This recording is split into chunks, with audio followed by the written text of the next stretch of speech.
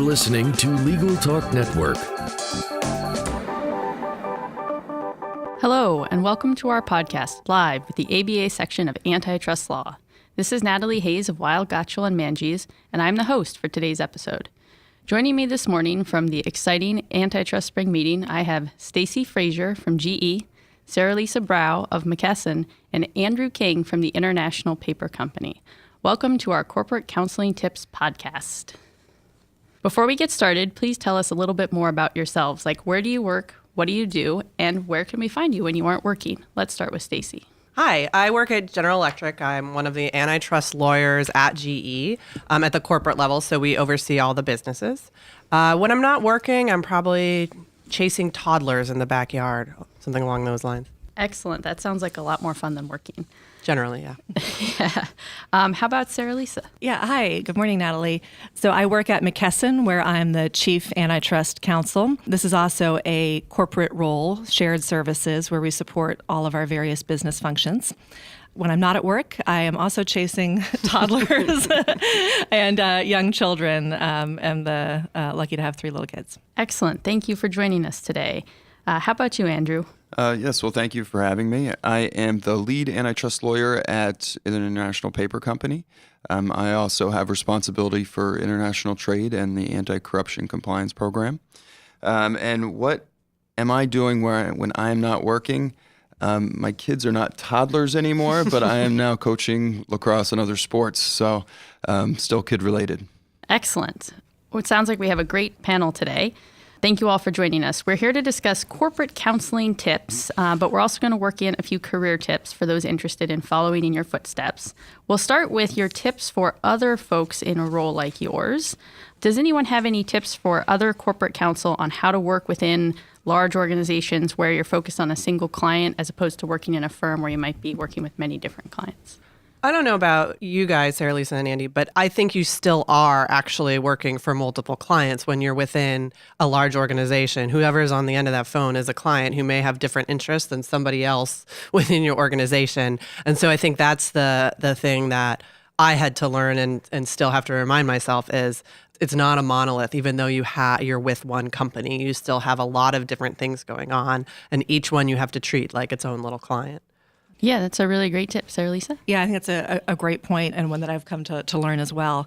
I find, too, that, it may be a single client, but there are sort of multiple relationships that you have to build, not sort of across different business lines, which is certainly true, but also sort of up and down within the company. And so spending time developing those relationships, showing up in person to meetings, even if that means extra travel, can be really beneficial to getting to know both the clients sort of broadly, but also sort of vertically up and down the corporate ladder. I would echo both of those sentiments. On the single client point, I think that you've got some natural divisions in terms of different business units, and they have very different issues. But then even within a business unit, depending on the function you're talking about and the level you're talking to, the message is going to be very different. And they all have business objectives that they are trying to accomplish and meet, and trying to tailor your advice to meet and match those objectives is critical and really helps build trust between you and the various levels, which is critical when particularly difficult issues arise. Those are all great tips. Thank you for sharing. One thing that I thought of as I was thinking about what might be interesting to hear more about is an issue I run into sometimes with clients is that perhaps their companies aren't focused on antitrust issues, or they might not have an antitrust specialist. So I thought perhaps you could share some tips on antitrust compliance trainings and programs and how in-house counsel can implement those, either if they don't have an antitrust specialist or to try to get the business teams focused on issues like that. If a company doesn't have an antitrust specialist, there are a lot of materials out there that you can leverage to help easily create a useful message. I do caution, however, that they are a starting point and not an end point. Nothing will prevent the business from listening to what any lawyer is telling them if it's not tailored to their specific situation. And so you need to start with an understanding of the business and, again, their business objectives and the conditions under which they're operating. and then adapt some of those outside materials to them. Mm-hmm. And I find that an approach that sort of takes a ripped from the headlines approach, and if there's recent enforcement or private litigation that touches on issues that the business may be facing, or even in a similar sort of line of business, if you start with that and then build specific hypotheticals off of that relate to the particular business practice, I think there's no substitute for, to echo your point, Andy, the tailoring and the hypotheticals, and really trying to invite audience participation, if you can, to really sort of enact scenarios and equip our business colleagues with how to respond in real time to challenges that they may face. I think those are both great points. What we do at GE, what works for the healthcare business doesn't work for our renewables business. They have different business models, and your antitrust risk really goes back to what your business model is. So you have to learn the business model. And I think one of the things that can be hard in doing compliance for antitrust is in some areas it's really easy to put in sort of technical controls that will prevent risk. So for example, you can put in something in your expense approval system that can flag expenses if you're worried about some sort of corruption payment. It's a lot harder to do that in antitrust, and it's part of, antitrust risk is sort of part of doing business. And so that's why you absolutely have to understand your business, because otherwise you don't understand the antitrust risks. We've also moved to a very hypothetical, example-based type training. I think it works a lot better. And I think that's something that's not just a tip for the people who are in-house, but I'd say that's also a tip for the law firms who are helping us develop these materials. We got a lot of materials for training that say things like, well, Section 1 of the Sherman Act states, and there's 6 slides like that, and that doesn't, you've lost your audience. And so I think starting from what does the business do, what situations are they in, and then you work backwards from that in delivering the compliance advice. Okay. That's all really helpful advice, not for just the in-house folks, but also for folks at law firms designing these trainings. Another question I thought some folks here might be able to weigh in on is any advice for M&A lawyers working on transactions in-house that are likely to receive scrutiny from the antitrust agencies, and how they can manage that risk and manage both their internal expectations and their outside law firms to try to mitigate that? You just have to involve antitrust counsel very early, because I think there's antitrust risks and components of a deal that the M&A counsel understandably may not be sensitized to. I think, M&A counsel often sort of knows, okay, I need to figure out where this might be filed. But for example, one that I've seen come up is before you're even really thinking about whether there's a deal, you're signing some sort of non-disclosure agreement. Somebody puts in something there about hiring from each other. And that's not something that, unless you're an antitrust specialist, you really know to think about. So I think that the advice I always give M&A is don't try and do the antitrust. Bring in an antitrust specialist, because there are little things that you can trip up on that can jeopardize the deal. Mm-hmm. Yeah, I agree with that. And I think that, one area where I've seen some of our M&A lawyers add a lot of value is, especially sort of in-house M&A folks, is sort of sensitivity to those antitrust trigger words and being a first line of defense and taking those out of emails, out of NDAs, out of sort of early deal decks that may not have found their way to antitrust counsel yet, to be that first line of defense, to take out stuff that could really trip up a deal, especially if it's, a term or a word that, may be misused or oversensitive. To be that first line of defense can be tremendously helpful. And some of those terms might be, for example... talking about market share, talking about dominate, talking about this is a defensive move, this will help us build a moat, entry barriers, rationalizing the space. Right? I think we've all heard a lot of these. And so if you have that first line of defense to help sort of take those out early on, that can be tremendously valuable. Yeah, that's a great tip, and hopefully the M&A lawyers listening have jotted those down or can rewind 30 seconds there. Andrew, did you have anything? I would also add, get to the investment bankers as early as possible, and not just after a deal has started to be considered, because the business is thinking about deals extremely early, way before they get any antitrust lawyers involved. And so sensitizing the M&A lawyers as well as the corporate development people to the types of analyses that are going to further the business deal, but also be cognizant of antitrust implications is really important. You have a lot of, and this is no knock on recent MBAs, but you have a lot of recent MBAs drafting decks when they just don't have an understanding of the legal regimes through which transactions need to be cleared, and they get a lot of things wrong because of it. And so really trying to develop that awareness early, even pre-deal consideration. That makes a lot of sense. So I think the next section we were thinking of covering is some advice for those who are working with corporate counsel rather than the other folks in your role. So I think we can kick this off with, to the extent you were previously at a firm or with the government, what advice do you have for your former colleagues on working with in-house counsel? So I'm happy to kick this one off. So I came most recently from government before joining McKesson. And, I found that on the whole, sort of expectations were pretty well aligned. But one thing that I've come to appreciate, even more now being in-house is that when there are data requests or information requests or requests from the client, I think too often it's easy to assume that data and information can be produced to the government at the push of a button, and that there are information systems that will allow that to be done relatively rapidly and quickly and in an efficient and clean way.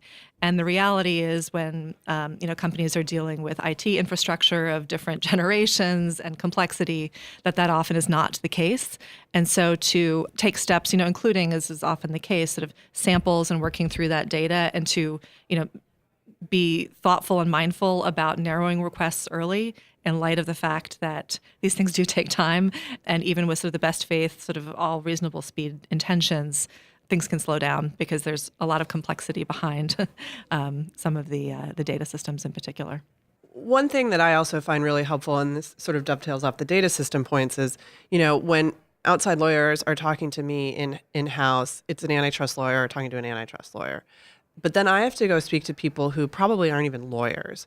And so I think one thing that is really helpful for our firms is to sort of help me do the translation. So for example, I'll get data requests or emails that are very legal, that, and then if it's too legal, if it's too theoretical, if it's not very specific and direct, I can't then just forward it to my business people, and I have to spend an hour deciphering it. So I think one of the things that you can do as outside counsel that makes in-house counsel's life a lot easier is to start speaking that language that we have to speak, which is the different from what you speak with when you're talking to another antitrust lawyer.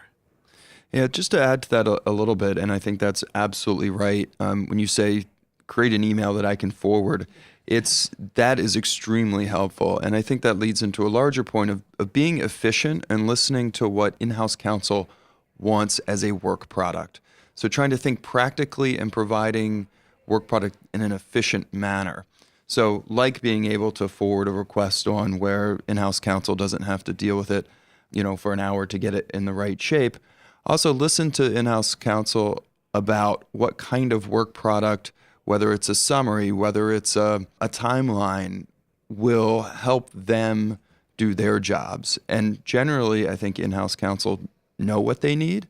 And so if outside counsel listens or asks if they're not, getting information on what work product would be most useful, to go ahead and ask, because whether in an information request, that's something you can forward. If it's a summary that maybe you want to incorporate into a board document or into a larger summary into to the general counsel or to one of the business leaders, then that can save in-house counsel time. And in large respects, many situations, in-house counsel are hiring outside counsel to relieve workload.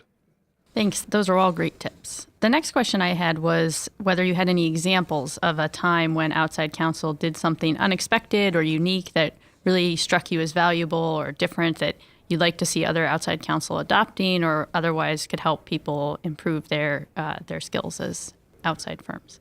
I think issue spotting is really important. So one of the things that I've seen and really valued is I might have outside counsel in working on a deal, and they'll call me afterwards and say, I heard them talking about this program, and I would like, I want you to make sure you know about this program because they're doing some interesting things with pricing that maybe have antitrust sensitivities. So I think sort of recognizing that you're counsel for the entire company, not just the matter you're on, even if you're only being retained for a merger, spot the things I should be spotting and may have missed. That's helped me a lot. Yeah, I 100% agree. That kind of issue spotting and building off of, past transactional work, current counseling is huge. One other sort of very sort of small example, but that I found to be really creative that I've seen is in the context of doing some compliance counseling, sort of training to some folks. Afterwards, the suggestion came that we should do sort of a quiz of the business executives who had taken or partaken in this training to really underscore and be certain that the message had gone through and that the specific guidance and guardrails were more likely to be observed. And this may be something that happens more regularly in other instances, but the way that the quiz was put together and then sort of the follow-up conversations that enabled us to have were really helpful and I think really sort of a little outside the box in terms of what we'd seen previously. Okay. I think we can move on now to our career tips and topics for other people who'd like to follow in your footsteps. We start by asking you to walk us through your career path a little bit and give us a sense of how you ended up in-house. I started as an engineer after college and then wanted to play a different role within a company. And so went back to law school to be a patent lawyer, and then spent a summer while in law school prosecuting a patent and opted for a different direction. So then I went to a law firm here in D.C. for about 10 years and practiced in the antitrust group and then moved in-house. And so I, in law school, had done sort of economics undergrad, as I think a lot of folks who end up in antitrust sometimes do. And then during my summers, worked one summer at the FTC and also at firms. Worked for a law firm in New York for about 5 years after law school, doing antitrust work, mostly in the healthcare sector, but also in other sectors. And then after about 5 years, had stayed in touch with some folks at the FTC from my summer internship and moved to DC and took a role in the healthcare division at the Federal Trade Commission and worked there for about 10 years and was the deputy in the healthcare division. And then about a year and a half ago, joined McKesson as their first antitrust lawyer, and I'm the chief counsel there now. I was one of those people who went to law school because I couldn't necessarily figure out what to do. And so I experimented with everything when I was in law school and summered at a law firm here in DC and sort of started doing a few antitrust projects. And there was, I never even took antitrust law in law school, which I think was probably readily apparent to most people I was working with. But I really enjoyed it and I really enjoyed the people. And so I went back to the law firm after law school and just found it to be a really interesting area of law to practice. Stayed at the law firm I was going to stay just a couple years and I ended up staying 9 or 10 years before moving into my role at GE. And so do you have any tips for anyone who is interested in transitioning into an in-house role from a firm or the government? Just as an initial comment, I think that one, knowing the business you're talking to is going to be critical. You don't have to know all the ins and outs, but if you're going in as an antitrust lawyer, try to understand their business model, some of their sales channels to market, that sort of thing. Understand what antitrust issues could arise. And then as a second point, I think that one of the things that attorneys who have been at firms need to overcome when applying for a position in-house is really the fear that the outside counsel, when they transition, won't be fast enough or flexible enough, that they will want to dive into every issue as if it were a brief. And in the corporate setting, you really need to be able to think fast and provide advice in real time. And then, if need be, put the brakes on so you can go get a deeper answer. But you need to operate at the speed that the business does. And I think part of that is getting comfortable making decisions sometimes without complete certainty and complete set of facts and being willing to take a risk. I think when you're at a law firm, you can often treat antitrust problems like a law school exam. You can really think, what does the law say? Write a long memo that doesn't necessarily come to a conclusion. But to Andy's point, you really have to make those decisions quickly. And so sometimes you're going to be, sort of taking a bit of a risk. And sometimes you may get it wrong.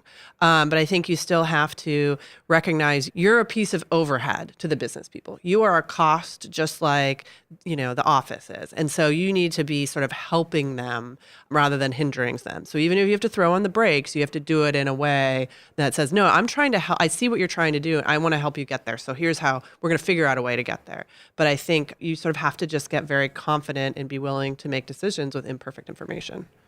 And just one other comment on that. I think one transition point that is important is to overcome this idea of you start any analysis with, okay, is it the Sherman Act or the Clayton Act? And then what's the rule of reason or the per se framework? And, the business doesn't want to hear any of that, right? They want the answer. And so driving succinctly to an answer, hopefully it's right, may not always be right, but getting there succinctly and quickly and losing the legalese and translating that into practical, real, plain English is a skill that I think is critical and, may not always, be the easiest transition early on. Those are all great tips.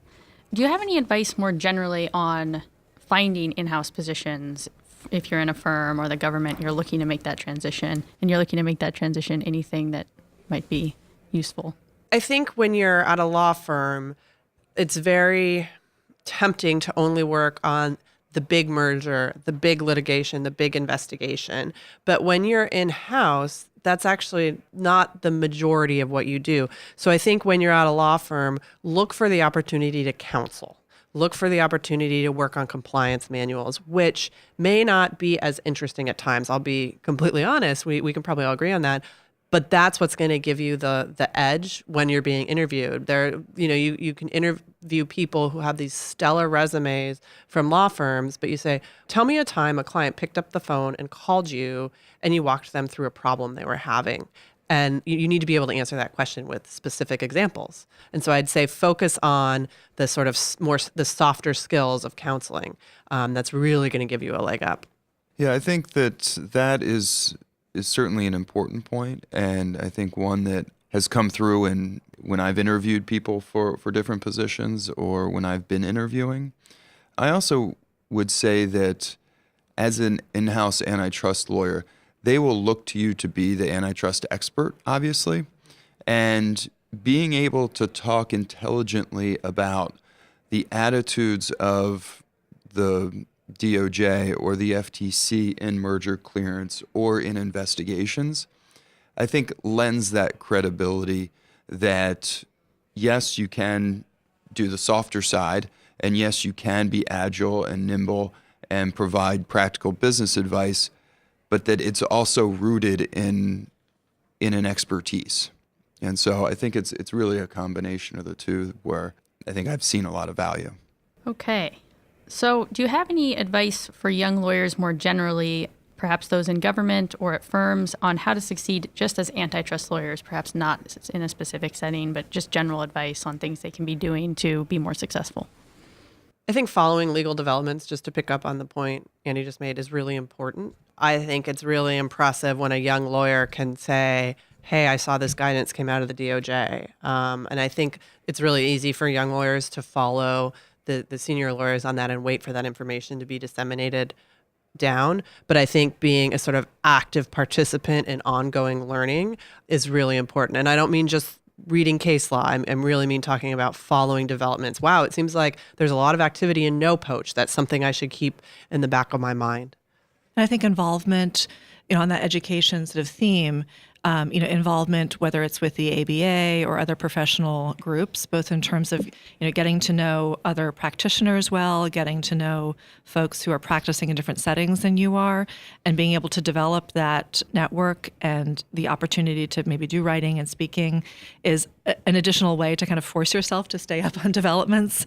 There's no way to master something like teaching something. So opportunities to do that can be, tremendously valuable and pay off in spades sort of down the road. Speaking of the ABA, do you have any examples of opportunities that you would recommend to young lawyers or really anyone within the section of antitrust law that you found valuable or has offered a valuable developmental opportunity that you would recommend? I think just participating I think having a network of people that, as you get further down in your career, you can say, I feel like I'm seeing this at the agency. Are you seeing this with your clients or with your company? So I think, just the sort of the networking aspect is really important. And I think it's hard to do when you're starting out and, you walk into one of these cocktail parties and, there are a bunch of people who clearly have been working together for 30 years. But I think just take advantage of the people around you and the knowledge they have. And I would say that the ABA provides a wonderful opportunity to, again, to interact with antitrust authorities, who have been in the practice for 30 years. And one, going back to the younger lawyers and advice for younger antitrust lawyers, I think if you can use these forums really just to show an interest, and if you're excited about the area of law and you read some of these cases and you have ideas about extensions or where the law should go, I wouldn't be hesitant at all, particularly as a young lawyer, to enter into discussions around those. And just your enthusiasm, your interest, and even if you get it wrong, you're a young lawyer. You're not expected to know it all, and that's actually the best time to learn it. And people, I think, are impressed when young lawyers consider more than just the facts of the cases and move beyond them and have ideas about where the law should go or the underlying economic theories. This has been really informative. Before we wrap up, I think we have time for one last question. And so that is, what is one thing you wish someone had told you when you were first starting out, either as a lawyer or in a corporate counseling role, that you can share with us today? That's a good question because it's sort of what are the things you did wrong early on? I think one of the things that I wish I had thought more about when I was starting out is, even if you're a young lawyer, you really do have opportunities to interact directly with clients, and you really should feel comfortable doing that. I think that there's a real fear of bothering the client. The client doesn't want to hear from me. They only want to hear from the partner. And young lawyers are important to us. They're our future senior lawyers. So I think I would encourage young lawyers to feel very comfortable talking to their clients and to feel comfortable. Sometimes I think people worry they're bothering their clients, but we want to invest in you too. It's important to us to invest in you. We need the pipeline. So that's one thing that I wish I hadn't been quite so afraid of bothering a client, because if you get it wrong, you might bother the client. But at the same time, if you say, I'm interested in your business, can I learn more about what you do? Usually you're gonna get a yes. I would say that particularly if you're at a law firm and you're a young antitrust lawyer, there's going to be a lot of process, and there's going to be a lot of work to do. And it's important to take time, no matter how busy you have been, to step back and think about the bigger picture, both the client's situation as well as, kind of relating back to my last comment about kind of the substance of antitrust law and kind of some of those bigger questions. That's really where a lot of the value, I think, comes in and helps you put it in perspective. So I would encourage young lawyers to do that.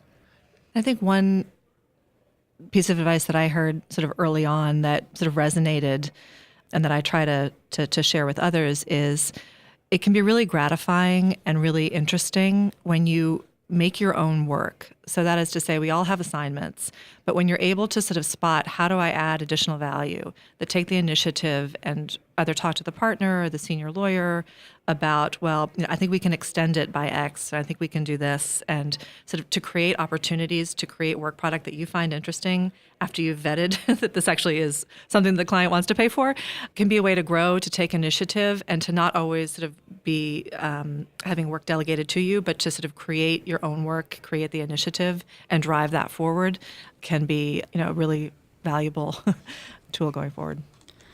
Well, with those great tips for lawyers in-house, outside counsel, and in the government, it looks like we've reached the end of our program. I want to thank Stacy, Saralisa, and Andrew for joining us today.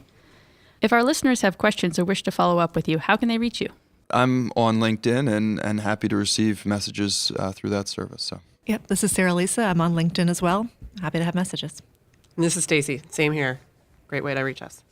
This concludes another podcast with the ABA section of Antitrust Law. If you like what you hear, please join us in person at some of our upcoming conferences. Details are available at ambar.org/antitrust. I'm Natalie Hayes. Until next time, thank you for listening. The views expressed by the participants of this program are their own and do not represent the views of, nor are they endorsed by, Legal Talk Network, its officers, directors, employees, agents, representatives, shareholders, and subsidiaries. None of the content should be considered legal advice. As always, consult a lawyer.